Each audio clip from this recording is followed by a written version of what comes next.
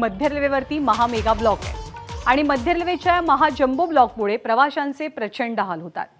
Railway स्थानकांवर मोठ्या प्रमाणात प्रवाशांची गर्दी दिसतेय, तर दुसरीकडे मध्य रेल्वेवरच्या जम्बो ब्लॉकच्या पार्श्वभूमीवर पूर्व द्रुतगती महामार्गावरती सुद्धा वाहतूक कोंडी झाली आहे। अनेकांनी आपल्या खासगी वाहनांनी कामाच्या दिशेने जाण्याला पसंती दिलेली आहे, परंतु एक ट्रेलर घसरल्यामुळे मुंबईकडनं उत्तरेकडे जाणारी वाहतूक ही संथ गतीने सुरू आहे।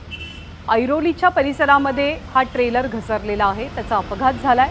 त्यामुळे ऐरोली परिसरामधनं तुम्हाला जर पूर्व द्रुतगती महामार्ग गाठायचा असेल तरी सुद्धा वाहतूक कोंडीचा सामना करावा लागतोय। तर पूर्व द्रुतगती मार्गावर वाहनांची गर्दी वाढल्यामुळे वाहतूक कोंडी पाहायला मिळते।